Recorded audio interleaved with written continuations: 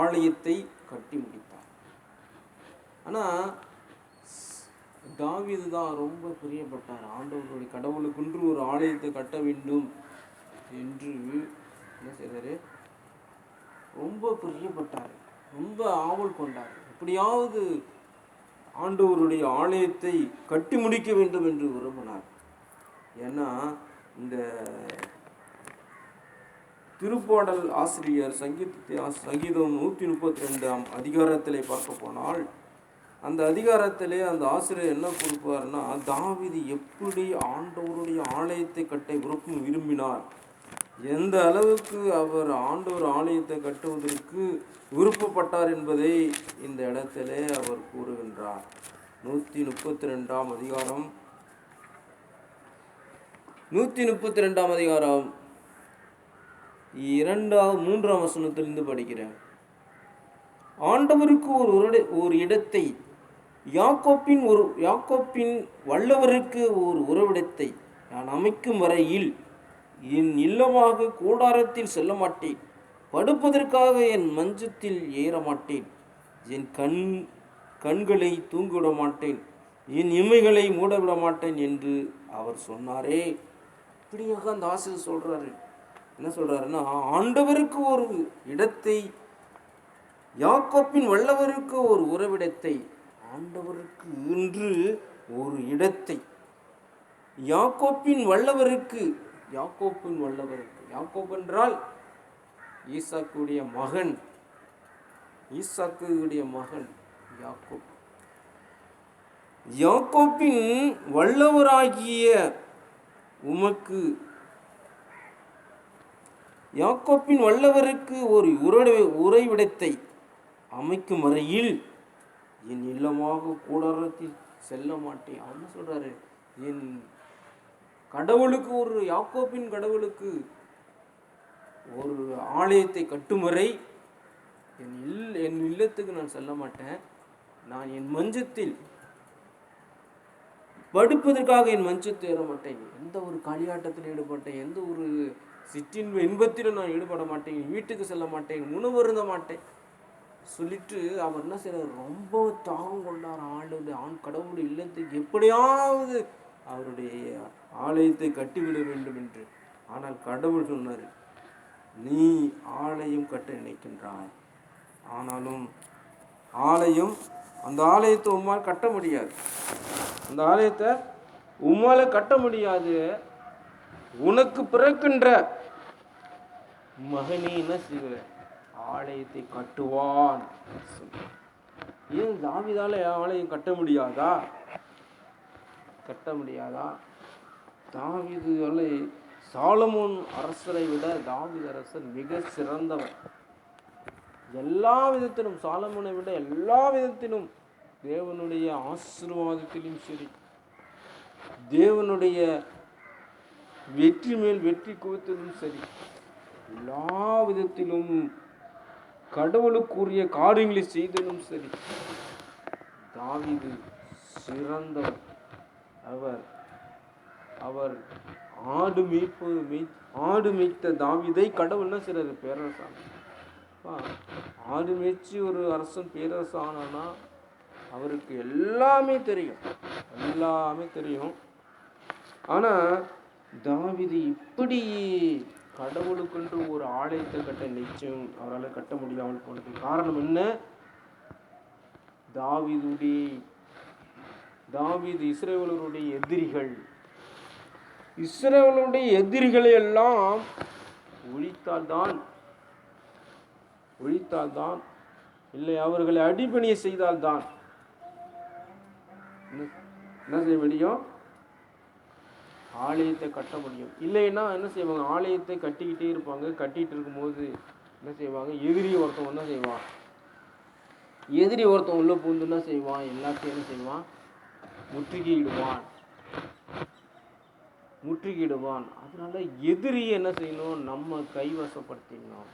எதிரியை போய் கைப்பிடிச்சி நம்ம கைவசப்படுத்திடணும். அவங்க நமக்கு இப்போ பக்கத்து அருகில் உள்ள ஒருத்தவங்க தான் என்ன செய்வாங்க, திடீர்னு துரோகியாக, அருகில் உள்ள நாட்டுக்காரங்க தான் திடீர்னு துரோகியாக மாறிடுவாங்க. ஆனால் அவங்கள நமக்குள்ள கட்டுப்பாட்டுக்குள்ளே கொண்டு வந்தால் பெரும் படை வந்தாலும் என்ன செய்யும், அவங்கள எதிர்த்து நம்ம வெற்றி பெற முடியும். அதனாலே தாவீதுக்கு என்ன சொன்னாருன்னா, அந்த ஆலயத்தை கட்டுவதற்கான என்ன செய்வார், கட்டுவதற்கான வழிமுறைகளை எனக்கு அவருடைய எதிரிகள், அந்த நாட்டு எதிரிகளையெல்லாம் தனக்கு சாதகமாக ஆக்கிட்டால் ஆலயத்தை கட்டும்போது எந்த ஒரு இடைஞ்சலும் வராது. ஏன்னா ஆலயத்தை கட்டிட்டு இருக்கும்போது எதிரிகள் வந்து சூழ்ந்துட்டாங்கன்னா பெரிய சிக்கலாய் போயிடும். அதனால தான் சொல்கிறாரு, நீ என்ன செய்வ, ஆலயத்தை கட்ட நினைக்கிற, ஆனால் உனக்கு பின் வருகின்ற உன் மகனே என்ன செய்வார், ஆலயத்தை கட்டுவான். ஆனாலும் நீ என்ன செய்வ, அதற்கு வேண்டியான வழிகளை செம்மைப்படுத்துவார். என்ன செய்கிறாரு, அவர் தன்னுடைய ஆலயத்தை கட்டுவதற்கான வழிகளை என்ன செய்கிறாரு, கடவுள் செம்மைப்படுத்தினார் என்று வேதத்தில் தாவீது செம்மைப்படுத்தினார். அதனால தான் சாலமோன் ஆலயம் கட்டும் போது எந்த ஒரு எதிர்ப்பும் வரவில்லை. சாலமோன் அதுக்கப்புறம் ராஜாவாக்கி அதுக்கப்புறம் ஆலயம் கட்டினார். அந்த ஆலயம் கட்டும்போது எந்த ஒரு எதிர்ப்பும் வரவே இல்லை என்று வேதத்திலே பார்க்கின்றோம். அதனாலே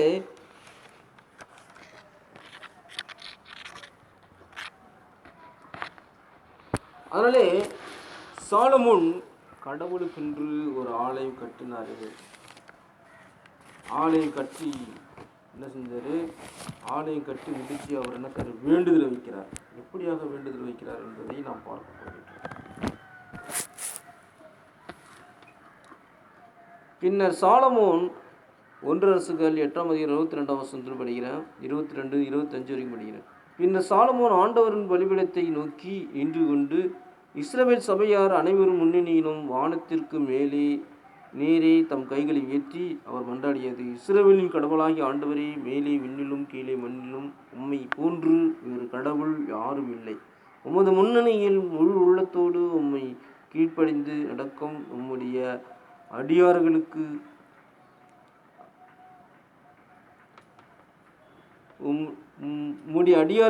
உமது உடன்படிக்கையின்படி தவறாது பேரன்பு காட்டி வருகிறேன். நீர் அடியானாகிய என் தந்தை தாவீதுக்கு உரைத்ததை நிறைவேற்றினீர். அன்று வாயால் உரைத்ததை என்று கையால் செய்து முடித்தேன். இஸ்ரவேலின் கடவுளாகிய ஆண்டவரே, நீர் அடியானாகிய என் தந்தை தாவீதை நோக்கி, நீ என்னை மறவாமல் நடந்து கொண்டது போல உன் பிள்ளைகள் என்னை தவறாது தக்க நெறியில் நடப்பாரெனில் இஸ்ரவேலின் அரியணையில் வீற்றிருக்க அவர்களுள் ஒருவன் இல்லாமல் போக மாட்டான் என்று நீர் சொன்னதை நிறைவேற்றும். தாவீதுக்கு கடவுள் சொல்றாரு, தாவீது கடவுளுடைய சட்டத்தின் முடியும், அவருடைய விதிமுறைகளின் முடியும், அவருடைய நியமங்களின் முடியும், அவருடைய நீதி சட்டங்களின் முடியும், அவருடைய நெறிமுறைகளின் முடியும் அவர் என்ன செஞ்சாரு, அவர் தாவீது வாழ்ந்தார். அதே போலதான் தாவீதுட்ட கடவுள் சொல்றாரு, தாவீது உம்மை போன்றே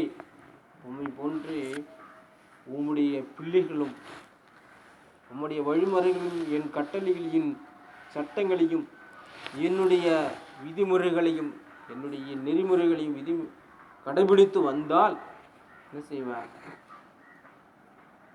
உன்னுடைய நீர் அந்த அரசராக இருந்த இல்லையா, அதே போல உன்னுடைய மகனும் உனக்கு பின் வருகின்ற உன் பேரனும் அதற்கு பின் வருகிற அவனுடைய மகனும் அவனுடைய பேரனும் இப்படி தலைமுறையாக அவர் என்ன செய்வாங்க, இஸ்ரவேலை ஆளக்கூடியவர்களாக இருப்பார்கள். அவர்களுக்கு எதிரிகளோ யாருமே இருக்க முடியாது. ஆனால் என் கட்டளையை கடைபிடித்து என்னுடைய திட்டத்தின்படி நடக்கவில்லை என்றால் நான் என்ன செய்வேன், கைவிட்டுடுவேன்னு சொல்கிறேன். கைவிட்டுடுவேன், உங்களை காப்பாற்ற மாட்டேன்னு சொல்கிறேன். அடுத்த வசனம் என்ன சொல்லுதுன்னா, இஸ்ரவேலின் கடவுளாகிய அடியானாகிய என் தந்தை தாவீதுக்கு நீ சொன்ன உமது வார்த்தையை நிலை பெறுவதாக. என் தந்தைக்கு நீ என்னென்னலாம் சொன்னியோ, கடவுள்லாம் சொல்றாரு, என் கட்டளையின்படி நடந்தா, என் சட்டங்களின்படி நடந்தா, என் வார்த்தையின்படி நடந்தா என்ன செய்வேன்? நான் உங்களை ஆசீர்வதிப்பேன், உங்களை வழிநடத்துவேன், உங்களுக்கு எந்த பிரச்சனையும் வராதபடி காத்து கொள்ளுவேன் சொல்றான். அடுத்த வசனம் சொல்லுது, 1 அரசர்கள் 8:27 வசனம். கடவுள் உண்மையில் இந்த மண்ணுலியில் தங்கியிருப்பாரா?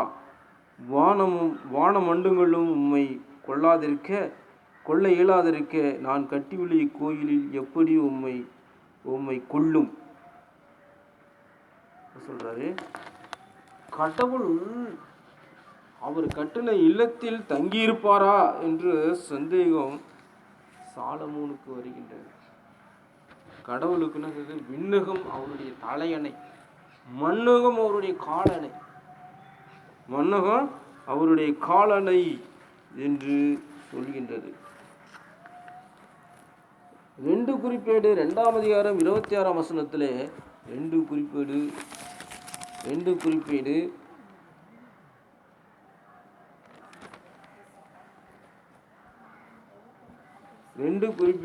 2ஆம் அதிகாரம் 6ஆம் வசனம்.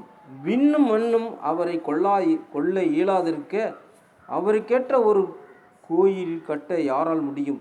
அவரது திருமுன் தூபம் காட்டுவதின்றி அவருக்கென ஒரு கோயில் எழுப்புவார். விண்ணும் மண்ணும் என்ன செஞ்சு அவரை கொள்ள இயலாதிருக்க, வானம் பூமியும் கடவுளை கொள்ள இயலாது இருக்கிறார்.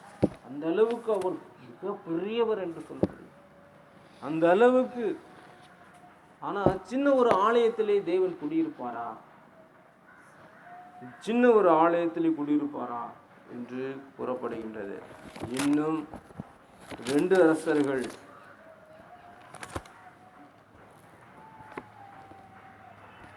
2 குறிப்பேடு 2 நாளாகமம் 6ஆம் அதிகாரம் 18ஆம் வசனம்.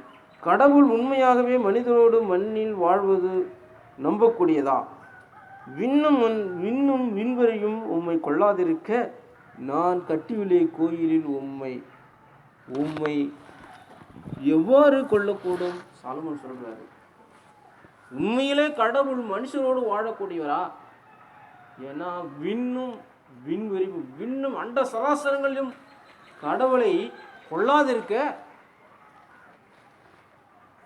இந்த ஒரு சின்ன சாலமோன் கட்டிய அந்த ஆலயத்திலே கடவுள் குடிகொள்வாரா என்ற எண்ணமும் சாலமோனுக்கு இருக்கின்றது. ஏன்னா கடவுளை சொல்றாரு, எனக்காக ஏன் கோயில் கட்டுறீங்க?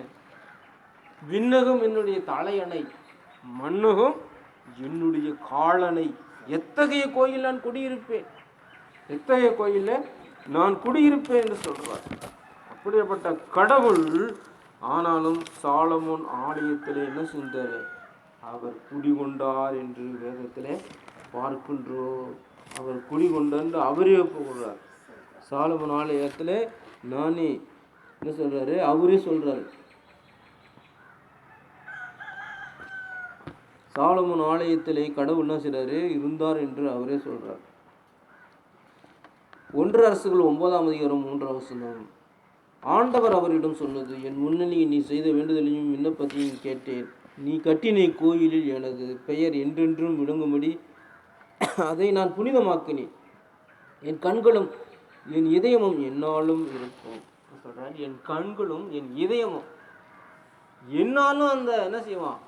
நான் அந்த கோயிலை புனிதப்படுத்தினேன். அந்த கோயிலை நான் என்ன செஞ்சேன்? அந்த கோயிலை நான் என்ன செஞ்சேன்? என் கண்கள் இருக்கின்றன, என் இதயமும் அங்கே இருக்கின்றது. என்ன செய்ய இன்னாலும் என்ன செய்வான்? அங்கே இருந்து என்ன செய்வேன்? அந்த வேண்டுதல் எல்லாம் என்ன செய்வேன்? கண்ணோக்குவேன் என்று சொல்கின்றது. அதனாலே கடவுள் என்ன சொல்றாரு? சாலமோன் ஆலயம் கட்டுறது பெருசு இல்லை, பெரிய விஷயம் இல்லை. ஆனால் தாவீது எப்படி கடவுளுக்குரிய காரியங்களை செய்து கடவுளுடைய விருப்பத்தின்படி நடந்தாரு, அதே போல சாலமோன் நடக்கணும். ஆனால் சாலமோன் எப்படி நடந்தாரா? இல்லை. இன்று அநேக பேர்கள், நம்மளும் அப்படித்தான். சாலமோன் வேற்று தெய்வ வழிபாட்டை ஆதரித்தார். சாலமோனுக்கு வேற்று தெய்வங்களின் சிலைகளை செய்து அதை வழிபட்டார். வேற்று நாட்டு பெண்களை மணந்து கொண்டார். 700 அரசகுல பெண்களும் 300 ஒப்பாட்டிகளும் இருந்தன என்று வேதத்திலே குறிப்பிடப்பட்டுள்ளன. அதனால என்ன செஞ்சாரு? கடவுளுடைய சினம், கோபம் வரைக்கும் வந்தது. கடவுளுடைய கோபம் அவர் சாலமோனுக்கு வந்துச்சு. அதனாலே அவருடைய அரசு தன்னுடைய மகன் காலத்தில், ரெகபெயாம் காலத்தில் பிரிந்து போனது என்று வேதத்திலே பார்க்கின்றோம். அதே போல நாமும் என்ன செய்யணும்? தாவீதை போல இப்போ நாமும் தேவனுடைய எல்லையும் தான். 1 கொரிந்தியர் 3:16 சொல்லப்படுது, நாம் தேவனுடைய ஆலயம் என்று. தேவனுடைய ஆலயம் என்று. இன்னும் பல இடத்திலே நாம் தேவனுடைய ஆலயம் என்று சொல்லப்படுகின்றோம். இப்படி தேவனுடைய ஆலயமாய் இருக்கின்ற நாம் என்ன செய்யணும்? அந்த ஆலயத்தை நாம் இடிக்கக்கூடாது. அந்த ஆலயத்தை என்ன செய்யணும்? கட்டி எழுப்பணும். கட்டி எழுப்ப வேண்டும். பேதுருவிட்ட ஆண்டவர் சொல்றாரு, என்ன சொல்றாரு? பேதுரு சொல்றாரு, நீங்களும்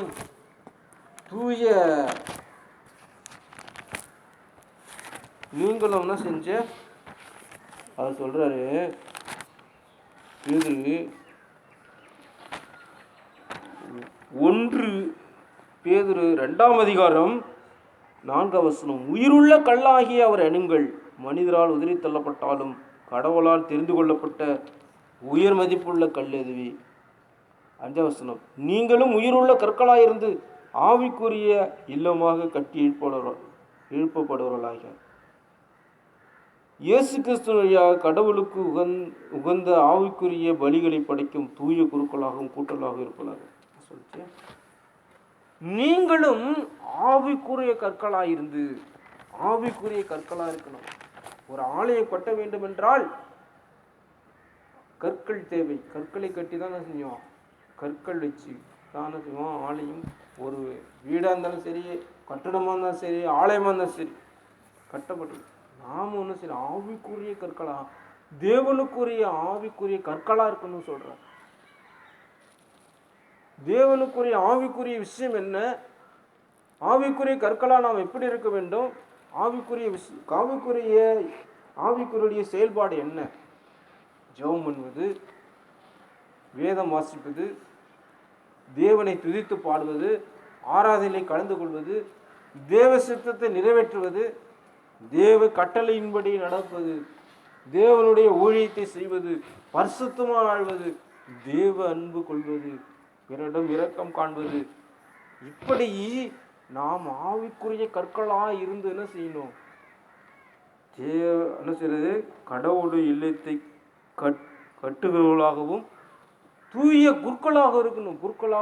ஒவ்வொரு மனுஷனும் குருக்கள்னா போதகர்களாக இருக்க, ஒவ்வொருவரும் போதகர்களாக இருக்க வேண்டும் என்று என்ன செஞ்சு ஆண்டவர் என்ன செய்ய அழைப்புறாரு? ஒவ்வொருவரும் சீடராக இருக்க வேண்டும், ஒவ்வொருவரும் போதகராக இருக்க வேண்டும் என்று என்ன செய்யறாரு? அழைப்பு விடுகின்றார்.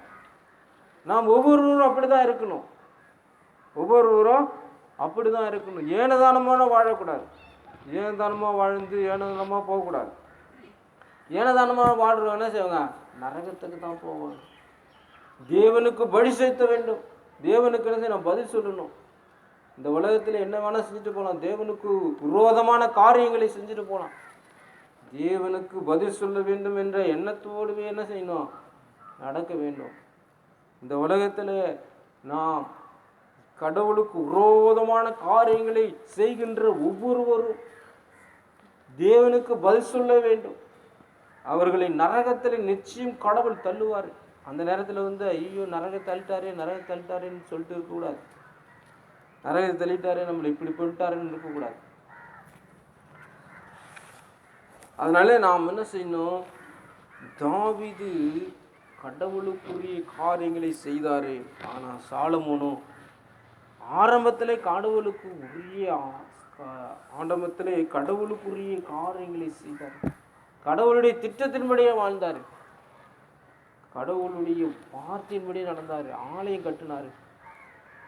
கடவுளும் என்ன செஞ்சார், கடவுளும் சாலமோன் மீது அன்பு சுத்தி அவருக்கு இணையான ஞானம் உள்ள ஒருவன் இல்லை என்று சொல்வதற்காக அவன் மிகுந்த ஞானத்தை கொடுத்தாரு. ஆனா அப்படி இருந்த சாலமோன் கடவுளுக்கு விரோதமாக மாறினார். அதனால நாம் என்ன செய்யணும், தூய கற்களாகவும் தூய குருக்களின் கூட்டலாகவும் வாழ நாம் என்ன செய்யறோம், கடவுள் அழைப்பு விடுகின்றார் என்று வேதத்திலே பார்க்கின்றோம். அடுத்ததாக நாம் என்ன சொல்லி பார்க்கணும்னா, 1 அரசர்கள் 8ஆம் அதிகாரம் 28ஆம் வசனம், என் கடவுளாகிய ஆண்டவரே, உம் அடியான் செய்கின்ற வேண்டுதலையும் விண்ணப்பத்தையும் கேட்டருளும். உம் அடியானாகிய அடியான் இன்று உமது முன்னணியில் எழுப்பும் கூக்குரலுக்கும் செய்யும் வேண்டுதலுக்கும் செவிசாய்த்தருள்னு சொல்றார். என் கடவுளாகிய ஆண்டவரே, உம் அடியான் செய்யும் வேண்டுதலையும், அடிமையான நான் செய்யும் வேண்டுதலையும் விண்ணப்பத்தையும், உடைய ஊழியக்காரனாக நான் செய்கின்ற வேண்டுதலையும் விண்ணப்பத்தையும் கேட்டருளும். உம் அடியனாகி இன்று உம் முன்னணியில் எழுப்பும் கூக்குரலுக்கும் செய்யும் வேண்டுதலுக்கும் செவிசாய்த்தருளும் என்று சொல்லப்படுகின்றது. அதனால சாலமோன் ஆலயத்தை பார்த்து, தேவனை பார்த்து என்ன செய்றாரு, வேண்டுறாரு. என்னென்ன அவர் நிறைய வேண்டிக்கிறாரு. இப்பெயர் இவ்விடத்தில் விளங்கும் இக்கோயிலை பற்றி நீர் சொல்லி இருக்கிறேன். இவ்விடத்தில் உம் அடியான் செய்யும் வேண்டுதலை கேட்டருள்வதற்காக இரவும் பகலும் உமது கண்கள் இதனை நோக்கி இருப்பதாக சொல்றாருன்னா,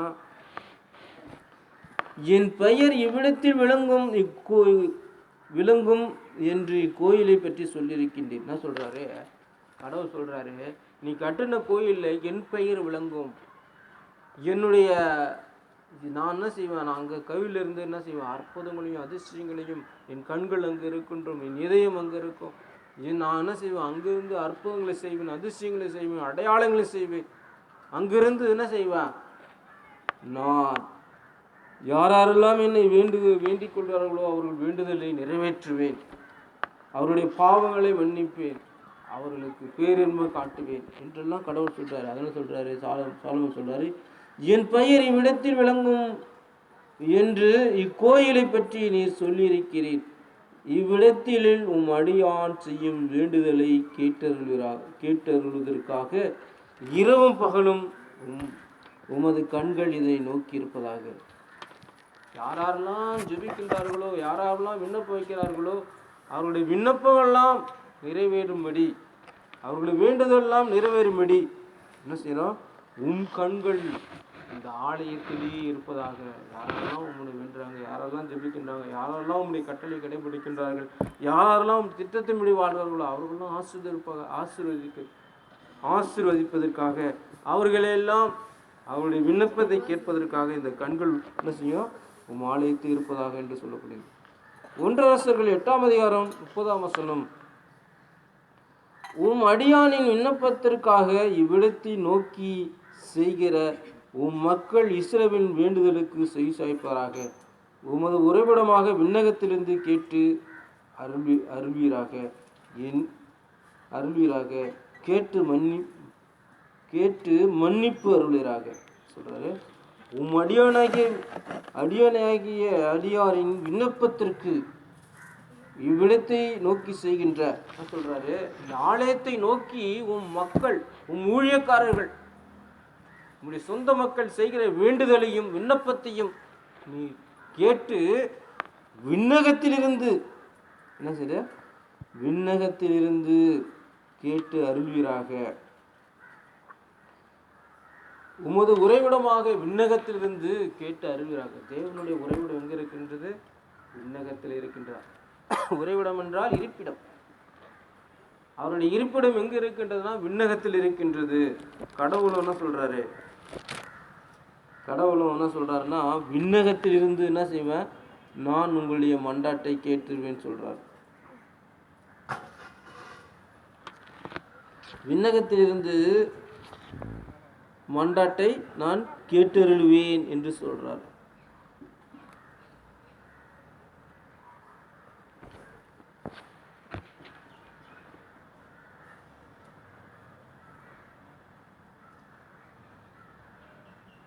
ஒன்று அரசர்கள் 9ஆம் அதிகாரம் 2ஆம் வசனம் 3ஆம் வசனத்தில் பார்க்கணும்னா, ஆண்டவர் அவரிடம் சொன்னது, என் முன்னே நீ செய்த வேண்டுதலையும் விண்ணப்பத்தையும் நீ கட்டினை கோயிலின் பெயர் விளங்கும் பெயர் என்றென்றும் விளங்கும்படி அதை புனிதமாக்கினேன். கண்களும் என் இதயமும் எந்நேரும் இருக்கும்.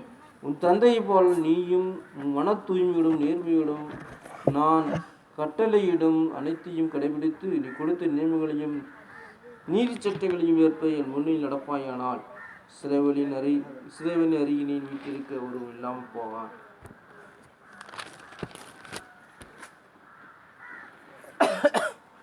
அதனால கடவுள் சொல்றாரு, விண்ணகத்திலிருந்து அவருக்கு என்ன செய்வாரு, நம்முடைய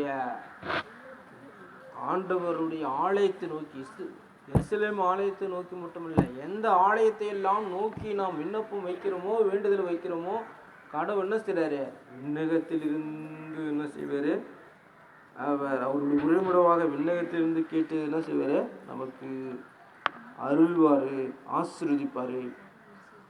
ஒன்றரசுகள் 8ஆம் அதிகாரம் 31ஆம் வசனம், ஒருவர் தமக்கு அடுத்திருப்போருக்கு எதிராக பாவம் செய்ததற்காக குற்றஞ்சாட்டப்பட்டு இந்த கோயிலில் உமது முன்னணியில் ஆணையிடுமாறு கொண்டு வரப்பட்டால் விண்ணகத்திலிருந்து நீர் அதை கேட்டு செயல்பட்டு உமது அடியாருக்கு தீர்ப்பு வழங்குவாராக.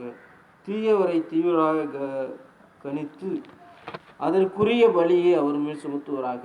நேர்மையாளருக்கு அவரது நேர்மைக்கு தக்கவாறு அவர் நேர்மையாளர் என தீர்ப்பிடுவாராக. ஒருவன் பாவம் செய்து விட்டால், ஒருவன் பாவி, ஒருவன் நேர்மையாளர், 2 பேருமே வருவாங்க ஆலயத்துக்கு. அவங்க பாவி பாவம் செய்து வந்துவிட்டால் அவன் பாவத்துக்கேற்ப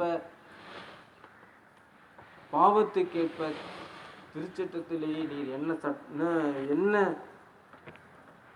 திருச்சட்டத்திலே பாவம் செய்தவனுக்கு என்னென்ன சட்டமாக இருக்கு, அந்த சட்டமெல்லாம் இஸ்ரேல் யூதர்கள் என்ன செஞ்சாங்க, கடைபிடித்து வந்தார்கள். ஆனால் அந்த சட்டத்தின்படி ஒரு பணக்காரன், ஒரு பணக்காரனோ ஒரு வசதி படைத்தவனோ அது பாவம் செய்தால் அந்த பாவத்திலிருந்து அவன் என்ன செய்வான், தன்னுடைய பணபலத்தாலும் தன் அதிகார பலத்தாலும் அவன் என்ன செய்வான், அவன் அதிலிருந்து மீண்டுடுவான். ஆனால் தேவனுக்கு தெரியும் எவன் பாவி எவன் நல்லவென்று. அதனாலே என்ன சொல்றாருன்னா,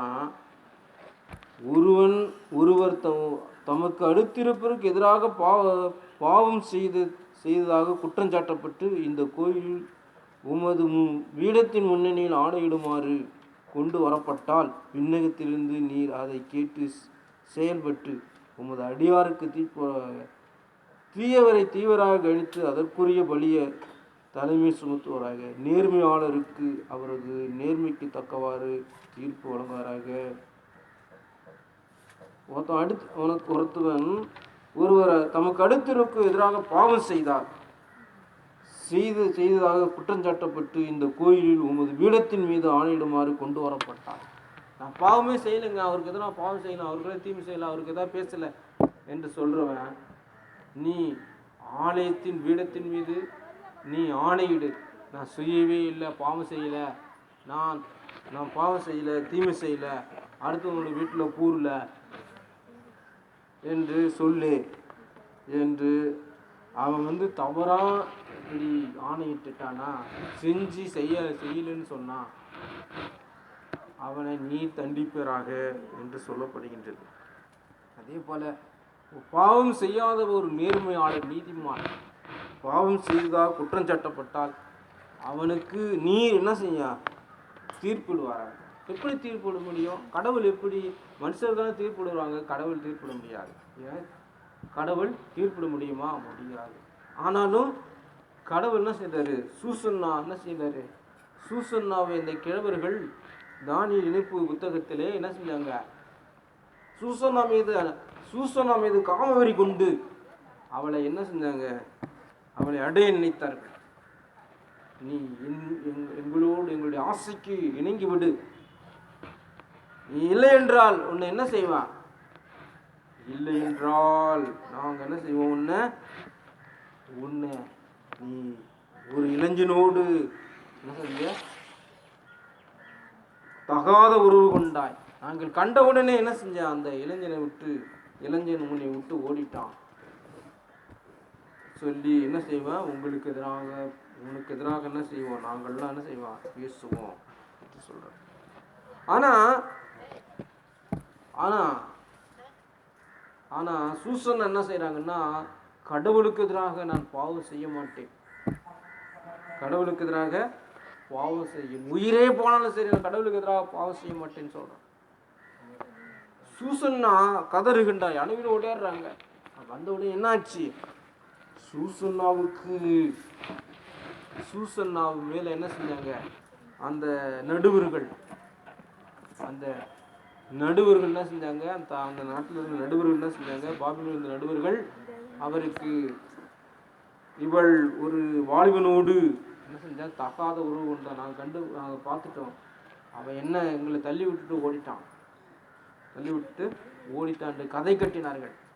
சூசன்னாவுக்கு என்ன செஞ்சிச்சு? தண்டனை, கடுமையான தண்டனை. என்ன தண்டனை? மோசேயுடைய சட்டத்தின்படியே கல்லால் எறிந்து கொள்ள வேண்டும் என்று அந்த நடுவர்களை, அந்த கிழவர்கள், வயசானவர்கள் நடுவராக இருந்தாங்க. அந்த நடுவர்களே என்ன செஞ்சாங்க? தகாத செயல்களை செய்து கொண்டிருந்தார்கள் என்று சூசன்னா தானி இணைப்பில் கூறப்பட்டுள்ளது. அப்படிப்பட்டவர்கள் சூசன்னாவுக்கு என்ன செஞ்சாங்க? கல்லால் எறிந்து கொள்ள வேண்டும் என்ற ஒரு தீர்ப்பை கொடுத்தார்கள். ஆனா சூசன்னா என்ன செஞ்சாங்க? கதறினா, கெஞ்சினா, தேவனை நோக்கி கதறினா, தேவனே நீர் அனைத்தையும் அறிவர், உமக்குத்தான் தெரியும் அங்க நடந்த தீமை என்ன என்று. அப்ப தானியேல்ட்ட என்ன செஞ்ச? பரிசுத்த ஆவியானவர் வந்து இறங்கினாரு. பரிசுத்த ஆவி இறங்கின உடனே என்ன சொல்றாரு? பரிசுத்த ஆவி என்ன செய்யறாரு? நீதி நியாயம் விசாரிக்காமல் ஒரு நியாயமான பெண்ணை தவறு செய்தவர் என்று தீர்ப்பிடுவீர்களா என்று கேட்கிறாரு. அப்ப தானியேல்ட்ட என்ன சொல்றாங்க அங்க இருக்கிறவங்கலாம்? நீங்க உங்க மேலதான் கடவுளுடைய ஆவி இருக்கு, நீங்க வந்து அதை விளக்குங்கன்னு சொல்றாரு. தானியேலும் என்ன செஞ்சாரு? அங்க போயிட்டு என்ன செய்யறாரு? அந்த சூசன்னாவுக்கு தவறான தீர்ப்பிட்ட, சூசன்னா மீது காமவிழ்க்கு கொண்ட அவர்களை இருவரை என்ன செய்யறாங்க? தனித்தனியாக நிறுத்தி என்ன செய்யறாங்க? தனித்தனியாக நிறுத்தி, எந்த மரத்தில் கூலி இருக்கு கண்ணு? 2 பேருமே தவறு சொல்றாங்க. ஒருத்தவங்க விளாமரத்தடின்னு சொல்றாங்க, ஒருத்தவங்க கருவாழி மரத்தை சொல்றாங்க. 2 பேருமே தவறான மரத்தை சொல்கின்றார். 2 பேருமே தவறான என்ன செய்யறாரு? கேட்கிற கேள்விகளுக்கு சரியான பதில் சொல்லவில்லை. அதனால என்ன ஆயிடுச்சுன்னு பார்க்க போனா, இவங்கெல்லாம் தவறாக செய்யறாங்க, தவறு சொல்றாங்க என்று அவங்களுக்கு தெரிஞ்சிச்சு. தவறு சொல்றாங்கன்னு தெரிஞ்சுதாலே அந்த சூசன்னாவுக்கு என்ன தீர்ப்பு கொடுக்க நினைச்சாங்களோ அதே தீர்ப்பு அந்த கிழவர்களுக்கு கொடுக்கப்பட்டது. அந்த கிழவர்கள் கல்லால் இருந்து கொல்லப்பட்டார்கள். அதனால தான் பாருங்க, வேதம் என்ன கூறுதுன்னா, இப்ப என்ன சொல்றேன்னா, விண்ணகத்திலிருந்து நீர் அதை கேட்டு செயல்பட்டு அடியார்களாகிய தீர்ப்பு வழங்குவராக, தீயவரை தீவிராக கவனித்து அதற்குரிய பழியை அவர்கள் செலுத்துவராக. கடவுள் என்ன செய்வாரு? ஆலயத்துக்கு வந்த பேசாம என்ன செய்யணும்? ஆண்டவர் சொல்றதை கேட்கணும். ஆண்டவருடைய வார்த்தையை என்ன செய்யணும்? ஆண்டவருடைய வார்த்தையை சொல்ற வீணான வார்த்தை சொல்லணும். ஆண்டவருடைய வார்த்தையை நீங்க சொல்லணும். சின்ன பிள்ளைகளா இருக்கும். ஒரு சர்ச்சில் போய் பார்த்தா சின்ன பிள்ளைகள் என்ன செஞ்சு ஆண்டவருடைய வார்த்தையை சொல்லணும். வாலிப பசங்கள்லாம் எப்படியெல்லாம் தேவனுடைய வார்த்தையை சொல்லுவாங்க. தேவனுடைய வார்த்தை சொல்லுவாங்க. அது ரொம்ப கடவுளுக்கு ரொம்ப சந்தோஷமா இருக்கும். நீங்கள் என்ன செய்றீங்க? ஆண்டவருடைய வார்த்தைன்னா பேசிக்கிட்டு கிண்டல் வச்சுக்கிட்டு இருக்கக்கூடாது. கடவுளுடைய பிள்ளைகள் நீங்கள் என்ன செய்யணும்? ஆவிக்குரிய கற்களாக இருந்து தூய குருக்களாய் மாறும். ஆவிக்குரிய இல்லத்தை கட்டி எழுப்ப வேண்டும். இப்படிதான் கடவுள் என்ன செய்வாரு? பரிசுத்த ஆவியை வேற யாராவது மேலே இறக்கி என்ன செய்வாரு? அந்த பரிசுத்த ஆவியானவர் என்ன செய்வாரு? சொல்லுவார், இவர் தவறு செய்யல. ஏன்னா அந்த காலத்திலே தீர்க்கதரிசிகள் நியாயாதிபதிகள் மேலே கூட பரிசுத்த ஆவியானவர் தீர்க்கதரிசிகளை கேட்டு என்ன செய்ய நியாயம்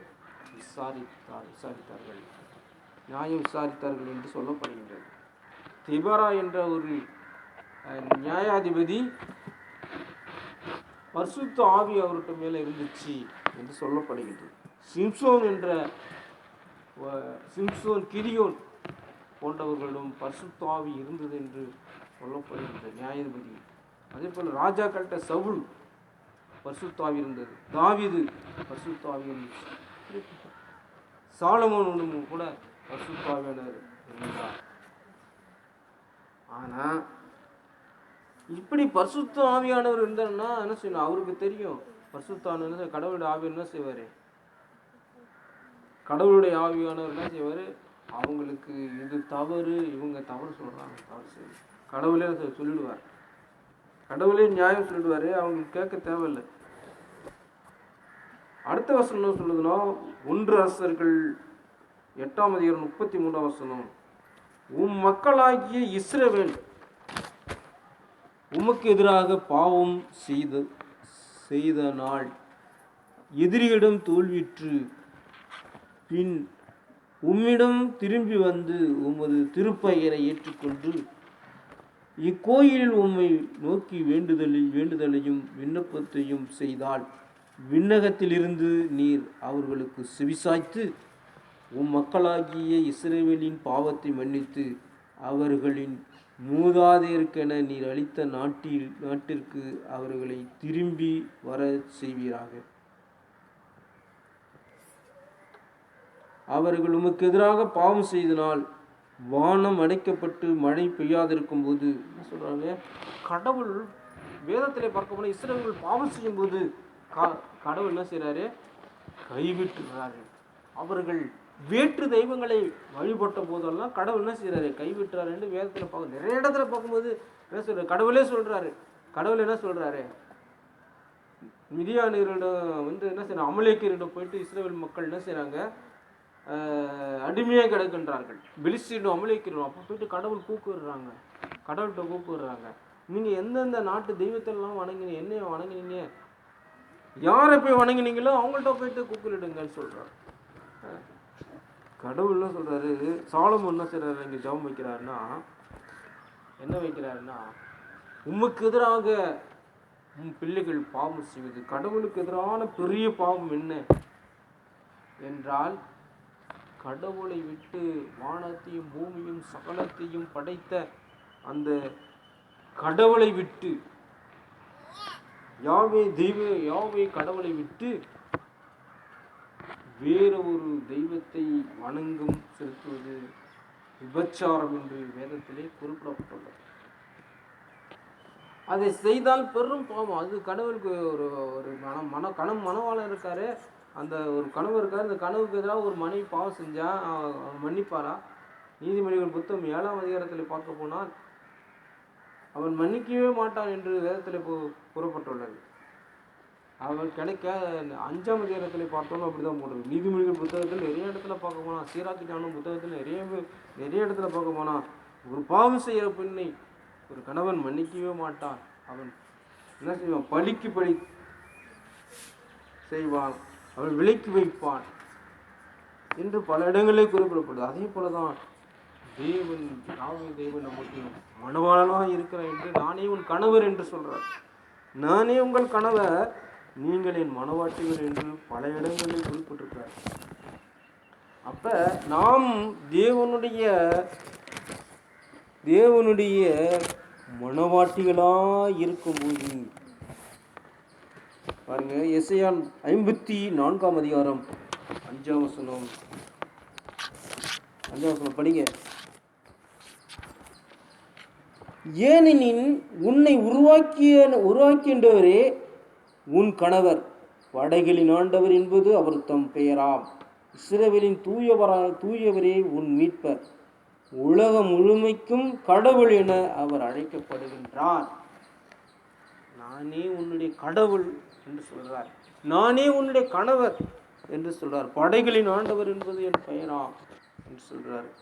இஸ்ரவேலின் தூயவர், நானே உன் கடவுள், நானே உன் மீட்பர், நானே என்ன செஞ்சேன், எல்லாத்தையும் உண்டாக்கியவர் என்று சொல்றார். என்னை இன்றி என்ன செய்வார், வேற யாரையும் நீ மணவாளனா ஏற்றுக்கொள்ள முடியாது, அது தவறான ஒன்றா என்று சொல்றார்.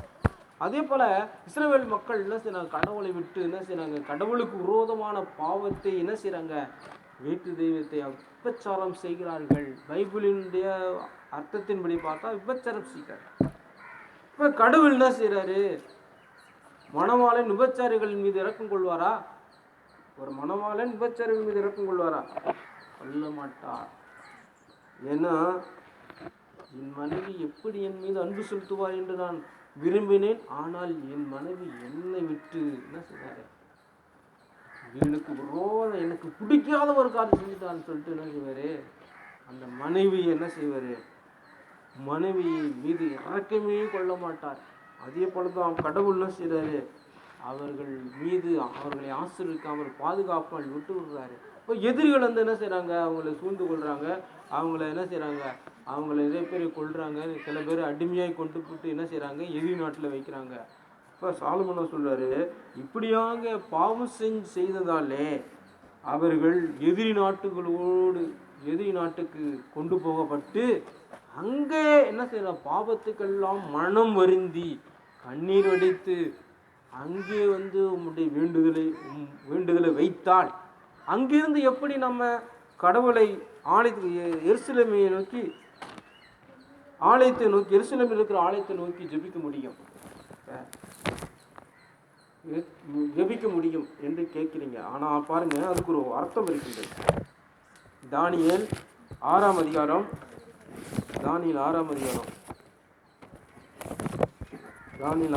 எடுங்க, எடுத்தீங்களா? தானியேல் 6ஆம் அதிகாரம் 10ஆம் வசனம் படிங்க.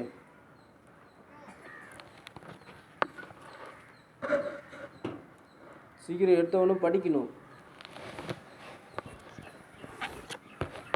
தானியேல் இச்சட்டம் கையொப்பமிட்டதை அறிந்த பின் தம் வீட்டுக்கு சென்றார். அவர் வீட்டு மேலருகியின் பலகணிகள் எருசலேமை நோக்கி திறந்திருந்தன. தமக்கு வழக்கப்படி நாள்தோறும் 3 வேளையும் தம் கடவுளுக்கு முன்பாக முழந்தாள் இருந்து மன்றாடி அவருக்கு நன்றி செலுத்தினார். பாருங்க, தானியேல் என்ன செய்யறாருன்னா, பாபிலோன் நாளிலே அடிமையாக கொண்டு போகப்பட்டார். அந்த பெரும் பதவி அந்த தாரியு மன்னன் கொடுவார்.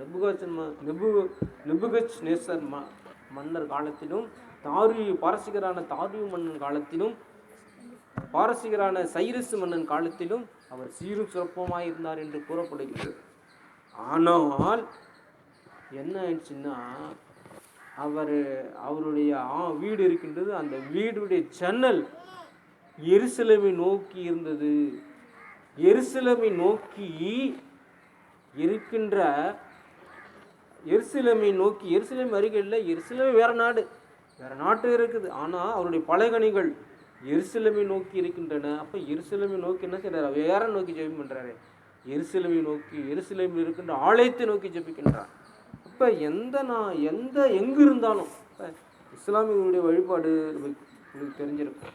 இஸ்லாமியர்களுடைய ஆலயங்கள் எல்லாம், அவருடைய வழிபாடுகள் எல்லாம் என்ன செய்யணும், மெக்காவை நோக்கி தான் இருக்கும்.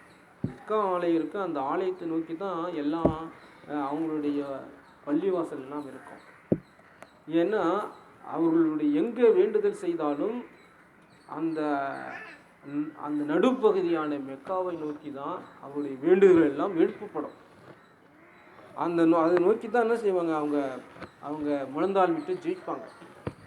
இப்போ நம்ம ஆலயத்துக்கு வந்து என்ன செய்கிறோம், ஆலயத்தில் கடவுள் இருக்கான்னு ஜெபிக்கிறோம். அதே போல தான் அவங்களுடைய பள்ளிவாசல் ஆலயம்லாம் மெக்காவை நோக்கி தான் சூழ்ந்து இருக்கும். மெக்கா நடுவில் இருக்குன்னா அது ஆலயத்தை நோக்கி அதை நோக்கி தான் இருக்கும் உலகத்தில் உள்ள எல்லா பள்ளிவாசலும். அதே போல தான் யூதர்களும் என்ன செய்றாங்க, ஜெபித்தார்கள். யூதர்களும் என்ன செஞ்சாங்க, அதே போல ஜெபித்தாங்க. ஆலயத்தை நோக்கி, எருசலேம் ஆலயத்தை நோக்கி ஜெபித்தார்கள். வேற்று நாடுகளில் போயிட்டு அடிமையாய் கொண்டு போகப்பட்டாலும் அப்படி ஜெபித்தார்கள்.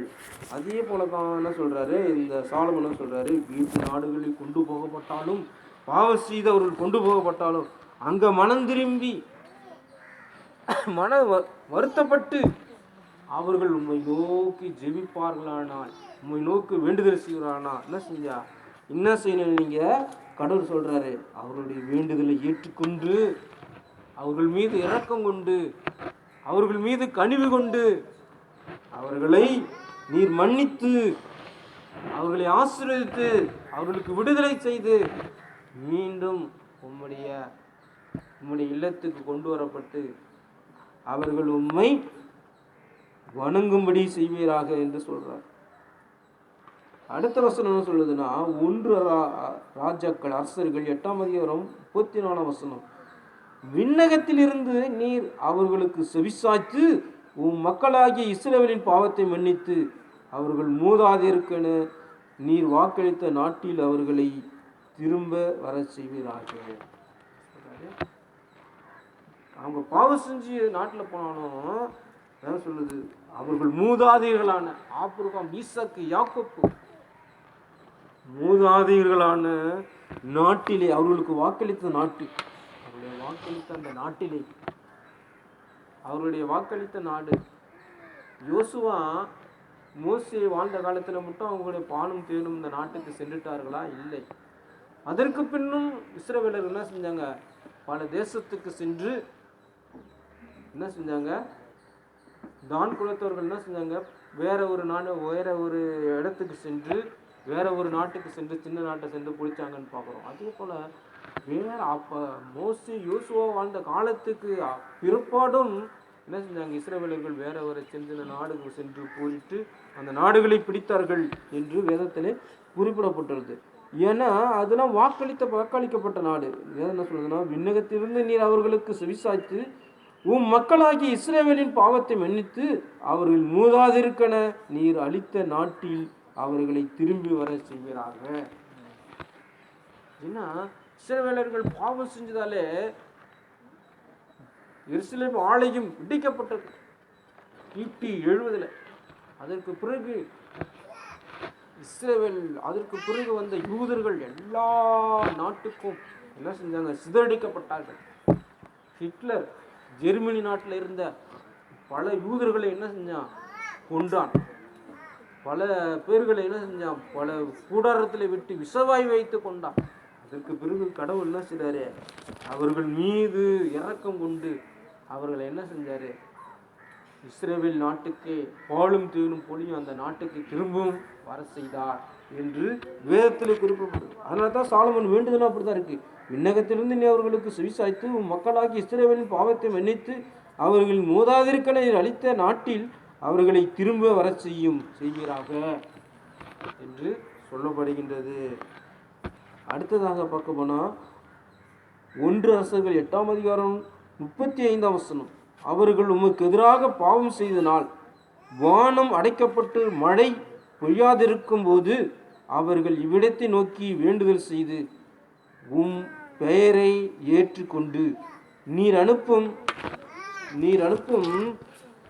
அனுப்பும் துன்பத்தினால் பாவம் செய்திருந்து மனமாறினாள். விண்ணகத்திலிருந்து நீர் அவர்களுக்கு செவிசாய்த்து உம் அடியார்களாகிய உம் மக்களாகிய இஸ்ரவேலர் செய்த பாவத்தை மன்னிப்பராக. அவர்கள் நடக்க வேண்டிய நல்வழியை அவர்களுக்கு காட்டுவீராக. நீர் உம் மக்களுக்கு உரிமை சொத்தாக அளித்த நாட்டில் மழை பெய்தா இருப்பதாக. ஒருவேளை மக்கள் பாவம் செஞ்சுட்டே இருந்தா கடவுள் என்ன செய்வாரு? வானத்தை என்ன செய்வாரு? கடவுள் என்ன சொல்றாரு? கடவுள் இணைச்சிட்டம் பாகம் 28ஆம் அதிகாரத்தில் என்ன சொல்றாரு? வானத்தை இரும்பு போன்றும் வானத்தை வெண்கலம் போன்றும் பூமியை இரும்பு போன்றும் செய்வேன் என்று சொல்றார். வெண்கலம் போன்றும் இரும்பும் வானத்தையும் பூமியை வெண்கலத்தையும் இரும்பும் போன்று ஆக்குவது சொல்றார். நீங்க என்னுடைய கட்டளை கடைபிடிக்கவில்லை என்றால், நீங்க திட்டத்தின்படியே வாழவில்லை என்றால் செய்வேன் சொல்றார். அதே போல கடவுள் மழை பெய்யக்கூடாது என்று சொன்னால், எலியா சொன்ன எலியா சொன்ன உடனே இஸ்ரவேல் நாட்டிலே 3 வருஷம் மழையை பனியை பெய்யவில்லை. அதே போல ஏன் செய்யல? அங்க பாவம் செஞ்சாங்க, அதனால கடவுளுடைய கோபம் வந்துச்சு. அப்ப அவன் பாவம் செய்தாலே மழை பெய்யாதபடி நீ செய்திருந்தாலும் மீண்டுமாய் உம்முடைய நான் கட்டிய இந்த உம்முடைய இல்லமாகிய இல்லத்துக்கு வந்து அவர்கள் மனமாறி பாவத்தை விட்டு மனமாறி நான் செய்த பாவங்களை எல்லாம் விட்டு மனமாறி வேண்டுதல் செய்து கதறி அழுது நாங்கள் இனிமேல் பாவமே செய்ய மாட்டோம், உம்முடைய திட்டத்தின்படி வாழ்வோம், உம்முடைய கட்டளைப்படி வாழ்வோம் என்று அவர்கள் வேண்டுதல் செய்தால் நீர் அவர்களுடைய வேண்டுதலை பாவங்களை பாராமல் அவர்கள் வேண்டுதலை ஏற்று அவர்களுக்கு என்ன செய்வார்? அவர்கள் பாவத்திலிருந்து அவர்களை மன்னித்து அவர்கள் என்ன செய்வார்? மழை உம்முடைய பிள்ளைகளை அடிகளாகிய மக்களாகிய இஸ்ரவேலருக்கு நீ செய்த பாவத்தை மன்னிப்பராக, அவர்களை நடக்க வேண்டிய நல்வழிப்படுத்துவராக, அவர்கள் உரிமை சொத்தாக அளித்த நாட்டில் மழை பெய்ய செய்வீராக என்று சொல்லப்படுகின்றது. இப்போ சாலமன் என்ன சொல்றாருன்னா, இந்த ஆலயத்தில் உன் கண்கள் இருக்கின்றது, உன் இதயம் இருக்கின்றது, நீ இங்கு குடியிருக்கின்றேன், ஆனால் வேண்டுதல் யாராவது செஞ்சா அவர்களுடைய வேண்டுதல் நிறைவேற்றுன்னு சொல்றார். அடுத்தது பாருங்க, முக்கியமானது 1 அரசர்கள் 8ஆம் அதிகாரம் 37ஆம் வசனம். நாட்டில் பஞ்சம் கொள்ளை நோய் உண்டாகும் போது வறட்சி சாவி வெட்டுக்கிளி தத்துக்கிளி ஆகியவற்றால் பயிர் அழியும் போது நாட்டின் எந்த நகரையாவது எதிரிகள் முட்டியிடும் போதோ கொள்ளை நோயோ வேறு எந்த நோயோ வரும்போது உம் மக்களாகிய 38ஆம் வசனம், உம் மக்களாகிய இஸ்ரவேல் யாராவது மனம் நொந்து இக்கோயிலை நோக்கி உம் கைகளை உயர்த்தி செய்யும் எல்லா வேண்டுதலுக்கும் விண்ணப்பத்திற்கும் உம் உறைவிடமாகிய விண்ணகத்திலிருந்து நீ செவிசாய்த்து மன்னிப்பீராக, ஒவ்வொருவரின் உள்ளங்களையும் அறியும் நீர் அவரவர் செயல்களுக்கு ஏற்ப தக்க கைமாறு அளிப்பாராக, ஏனில் நீர் ஒருவரே எல்லா மாநிலரின் உள்ளங்களையும் அறிந்தார் சொல்றாரு. பாவம் செஞ்சுட்டா அந்த பாவத்துக்கு ஏற்றவாறு கடவுள் என்ன செய்வாரு? தண்டனை அளிப்பார் என்று வேதத்திலே குறிப்பிடப்பட்டுள்ளது. மனுஷன் பாவம் செஞ்சா கடவுள் என்ன செய்வாரு? நாட்டில் என்ன செய்வாரு? பஞ்சத்தை அனுப்புவார், கொள்ளை நோயை அனுப்புவார், கொள்ளை நோய் உண்டாகும், வறட்சி உண்டாகும், சாவி வெட்டுக்கிளிகள் என்ன செய்வோம்? பஞ்சம் உண்டாகி பஞ்சம் உண்டானா பசி உண்டாகும், பசி உண்டாகி பஞ்சம் எங்குமும் உண்டாகி எல்லாம் என்ன செய்வாங்க? எல்லாம் பஞ்சத்தால் என்ன செய்வாங்க? மக்கள் ஒழிவாங்க. உணவு பஞ்சம் உண்டாகினா, நீர் பஞ்சம் உண்டாகிட்டா ஒன்றுமே பண்ண முடியாது. கொள்ளை நோய்கள் உண்டாயிடுச்சுனா, கொள்ளை நோய்கள்லாம் உண்டாயிடுச்சு, கொள்ளை நோய்கள்லாம் உண்டாகி என்ன செய்யுங்க? நிறைய பேர் சாகுறாங்க, ஒன்றும் பண்ண முடியல. மருத்துவர்கள் என்ன செய்யுங்க? உயிரை கொடுத்து மருத்துவம் செய்கிறாங்க, ஆனாலும் ஒன்றும் பண்ண முடியல. அது மீண்டுமாய் வந்துகிட்டு இருக்கின்றது. கடவுள் இறக்கப்பட்டாதான் என்ன செஞ்ச? அந்த கொள்ளை நோயெல்லாம் உலகம். அடுத்தது வறட்சி, பூமியிலே வறட்சி ஏற்பட்டுச்சுன்னா, நீர் இல்லாத வறட்சி, காற்று கிடைக்காத வறட்சி, சூரியன் படாத வறட்சி, மழை பெய்யாத வறட்சி ஏற்பட்டால், வெட்டுக்கிளிகள் பாருங்க, வெட்டுக்கிளி படையெடுத்து வெட்டுக்கிளிகளை பற்றி வேதத்தில் பல இடங்களில் கூறப்பட்டுள்ளது. வெட்டுக்கிளிகள் என்ன செய்யும்? பயிரெல்லாம் துண்ணு போயிடும். வெட்டுக்கிளிகள் பெரும் படையோடு வருமா? பெரும் படை வெட்டுக்கிளி தானே வருது. வெட்டுக்கிளி என்ன செய்யும்? நம்ம நினைக்கலாம், வெட்டுக்கிளிகள் பெரும் படை நாட்டில் இருக்க என்ன செய்யும்? நெல் வயல்கள், கோதுமை வயல்கள் எல்லா தானியங்களையும் துணுட்டு போயிடும். தத்துக்கிளின்னு சொல்லுது. தத்துக்கிளின்னா கிளிகள். இந்த கிளிகள் என்ன செய்யும்? அது என்ன செய்யும்? கூட்டமாக என்ன செய்யும்? எல்லாத்தையும் துண்ணிடும். அப்போ கடவுளுக்கு எதிராக நாம் பாவம் செய்யும் போது கடவுள் என்ன செய்வார்? இதையெல்லாம் அனுப்புவார். ஆகியவற்றால் பயிர் அழிவிடும் போது சாவி வெட்டுக்கிளி தத்துக்கிளி ஆகியவற்றால் பயிர் அழியும் போது நாட்டின் எந்த நகரையாவது எதிரிகள் முற்றிடும் போது, நாட்டில் எந்த நகரையாவது எதிரிகள் முற்றிடும் போதும், கொள்ளை நோயோ வேறு எந்த நோயோ வரும்போதும் உன் மக்களாகிய இஸ்ரவேலில் யாராவது மனநொந்தி கோயிலை நோக்கி மன்றாடி கோயிலை நோக்கி உயர்த்தி செய்யும் எல்லா வேண்டுதலும் விண்ணப்பத்திற்கும் உமது உறைவிடமாகிய விண்ணகத்திலிருந்து செவிசாய்த்து, அவங்க யாராவது உங்கள்கிட்ட ஐயோ இந்த வெட்டுக்கிளிகள்லாம் தத்துக்கிளிகள்லாம் பயிரெல்லாம் நாசம் பண்ணுது, கொள்ளை நோய் வந்துருச்சு, வறட்சி வந்துருச்சு, நோய் வந்துருச்சு, பஞ்சம் வந்துருச்சுன்னு சொல்லிட்டு கண்ணீரோடு பாரத்தோடு பாவங்களை விட்டு மனமாறி வேண்டுதல் செய்தா விண்ணகத்திலிருந்து அவருடைய வேண்டுதலை செவிசாய்த்து அவர்களை மன்னிப்பராக என்று வேதத்திலே குறிப்பிடப்பட்டது. ஒவ்வொரு உள்ளத்தை அறியும் நீர் அவரவர் செயலில் கேட்பாங்க. கடவுள் என்ன செய்யற? ஒவ்வொரு உள்ளத்தையும் அறிய இருக்கிறாரு. வேதத்தில் கூறப்பட்ட பொழுது ஒவ்வொரு உள்ளத்தையும் நம்ம இப்போ நீங்கள் இங்கே ஆலயத்துக்கு இருந்தாங்கன்னா ஆண்டவருக்கு தெரியும், கடவுளுக்கு தெரியும். நீங்கள் எந்த நிலைமையில இங்கே வந்துட்டு இருக்கிறீங்க, உங்களுக்கு என்ன எதற்காக இங்கே இருக்கிறீங்கன்னு சொல்றது கடவுளுக்கு தெரியும்.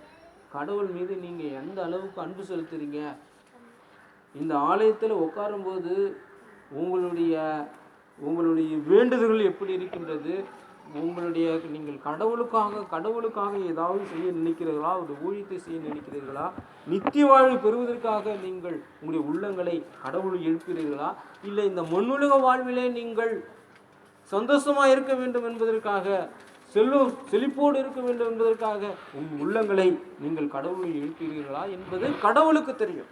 அதான் கடவுள் சொல்றாரு, சாலமோன் சொல்றாரு, ஒவ்வொருடைய உள்ளங்களுக்கேற்ப கைமாறு அழியும். கடவுள் சார் உள்ளத்துக்கு நம்முடைய உள்ளங்களுக்கு ஏற்பதான் கைமாறு அளிப்பார். நம்ம நித்திய வாழ்வினை கேட்டீங்கன்னா அந்த நித்திய வாழ்வின் பொருட்டு உனக்கு கஷ்டங்கள் ஏற்படும், நோய் வரும், துன்பங்கள் வரும், துயரங்கள் வரும். ஆனா நீ கேட்டது என்ன? நித்திய வாழ்வு. சாதாரணமாக கொடுத்துவார கடவுள் உனக்கு சாதாரணமாக நித்திய வாழ்வு கொடுத்துருவாரா? உனக்கு பாடுகளும் துன்பங்களும் துயரங்களும் அவமானங்களும் அசிங்களும் நீ ஏற்றுக்கொண்டால் தான் உனக்கு அது. கடவுளை விட்டு ஓடினு சொல்லிட்டு கடவுள் சொன்ன கடவுள் நம்ம என்ன செய்யறாரு? நமக்கு தான் இந்த துன்பம்லாம் வருது. அவன் நல்லா இருக்கிறானு, அவன் சுகபோகமா இருக்கிறானு, அவனுக்கு காரு பங்களம் எல்லாம் இருக்கின்றது.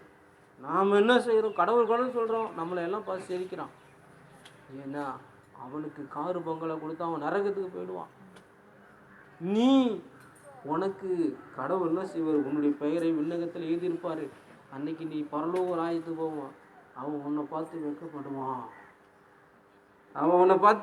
நீ வெட்கப்படுவான். அப்போ என் மகனே என்று சொல்லி என்ன செய்வாரு? கடவுள் உன்னை அழைச்சிப்பாரு. ஆனால் அவன் பார்த்து என்ன செய்வான்? உன்னை பார்த்து வெட்கப்படுவான். ஆனால் நீ என்ன நினைக்கிற? அவனை போல நீ இருக்கணும்னு நினைக்கிற. எல்லாம் நினைக்கிறது தான், ஒவ்வொரு மனுஷனும் நினைக்கிறது தான். அவங்களுக்கு போல அவங்க என்ன நல்லா இருக்கிறாங்க, நாம ஆண்டவர் சொல்கிறோம். ஆனால் ஆண்டவர் நம்ம ஆசிரியர். ஆனால் கடவுள் ஒவ்வொருடைய உள்ளங்களையும் பார்த்து என்ன செய்யறாரு? அவர்களுக்கு ஏற்ற கைமாறு அளிக்கிறாரு. இதனால் 40 இதனால் அவர்கள் தங்கள் மூதாதையருக்கு அளித்த நாட்டில் தம் வாழ்நாளெல்லாம் உமக்கு அஞ்சி நடப்பார்களாக. எல்லாத்தை விட சிறந்தது என்ன? கடவுளுக்கு பயந்து நடப்பலாம். பைபிள்ல பல இடங்களில் கூறப்பட்டுள்ளது. கடவுளுக்கு அஞ்சி நடக்க வேண்டும், அதுவே கடவுளுக்கு சிறந்தது என்று.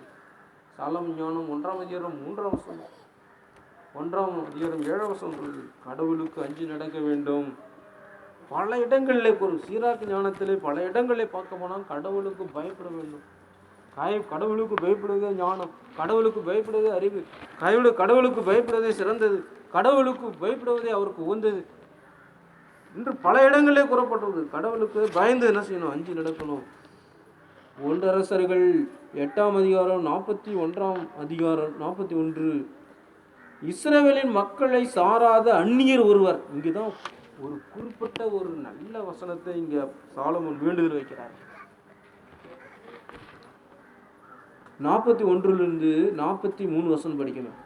இஸ்ரவேலர் 1 அரசர்கள் ராஜாக்கள் 8ஆம் அதிகாரம் 41 முதல் 43, இஸ்ரவேல் மக்களை சாராத அந்நியர் ஒருவர் உமது பெயரை முன்னிட்டு தொலைநாட்டில் இருந்து வந்து மாண்புமிக்க உமது பெயரையும் வலிமைமிக்க உமது கைகளையும் ஆற்றல் மிக்க உமது புயத்தையும் பற்றி கேள்விப்பட்டு வந்து இந்த கோயிலை நோக்கி வேண்டுதல் செய்தார். உம் உறைவிடமாகிய விண்ணகத்திலிருந்து நீர் அவர்களுக்கு செவிசாய்த்து அந்த அந்நியர் நடந்ததை கேட்பதை எல்லாம் அருள்வீராக. இதனால் உலகில் எல்லா மக்களிலும் உமது மக்களாகி இஸ்ரவேல் போல் உமது பெயரை அறிந்து உமக்கு அஞ்சு வாழ்வராக. மேலும் நான் எழுப்பியுள்ள இக்கோயில் உமது பெயர் போற்றப்படுவதை உணர்வர்களாக. சொல்றாரு, இவ்வளவு நாள் இஸ்ரவேல் மக்கள் பாவம் செஞ்சாதான் அவர்களுடைய வேண்டுதல், அவர்களுக்கு ஜெபிக்கும் போது அவங்களுடைய வேண்டுதல் கேட்கணும்னு சொல்றாரு.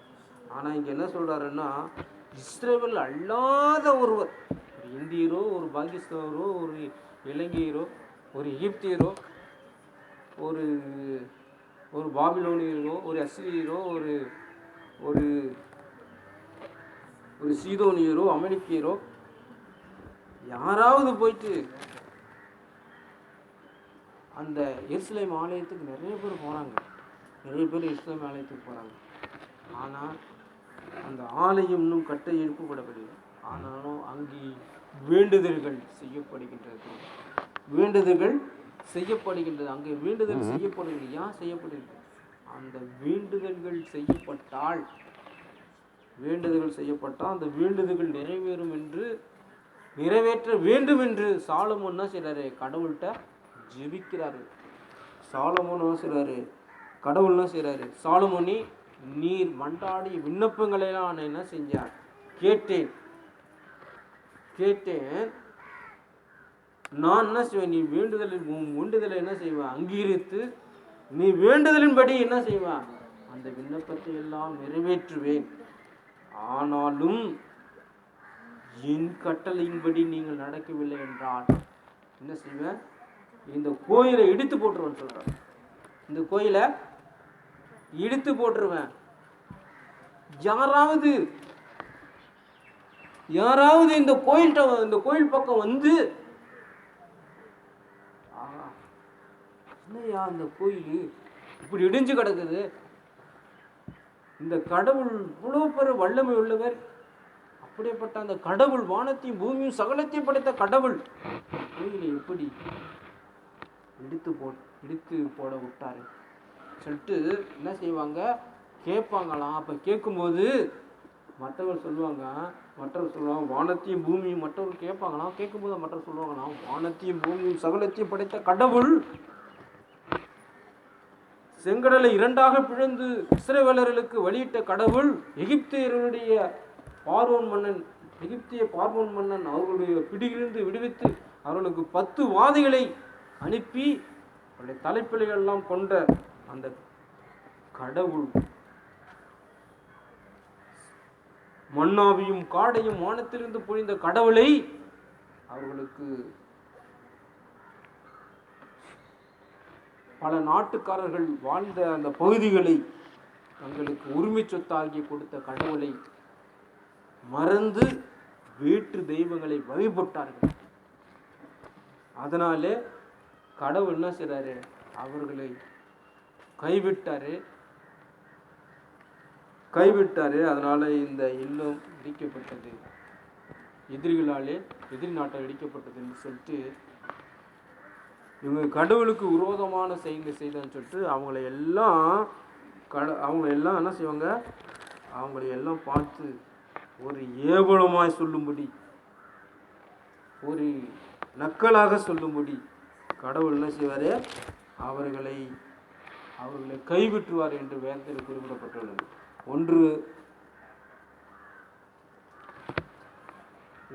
2 குறிப்பேடு 7ஆம் அதிகாரம், 2 குறிப்பேடு 7ஆம் அதிகாரம்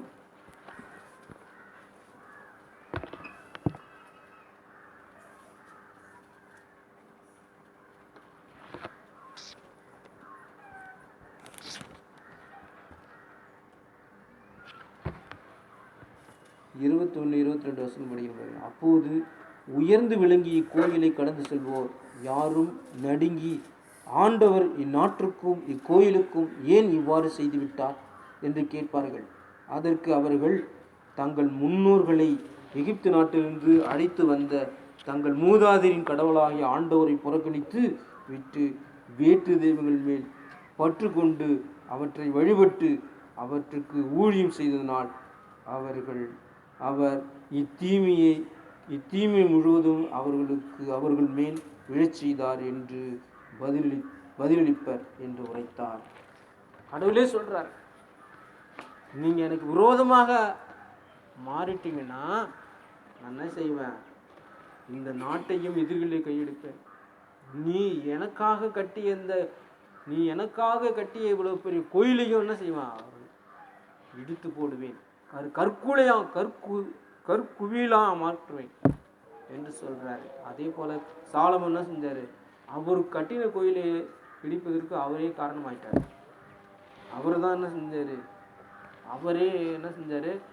பல தெய்வங்களை, பல நாட்டு பெண்களை திருமணம் செய்து கொண்டு அந்த பெண்களுடைய மதிமயக்கத்தாலே பல நாட்டு தெய்வங்களை வணங்க ஆரம்பிச்சார். அதனாலே தீமை அவர்களுக்கு வந்து சேர்ந்தது. இப்போது கூட நம்மிடையே வந்திருக்கின்ற ஜான் பீட்டர் ஐயா பாட்டு பாடி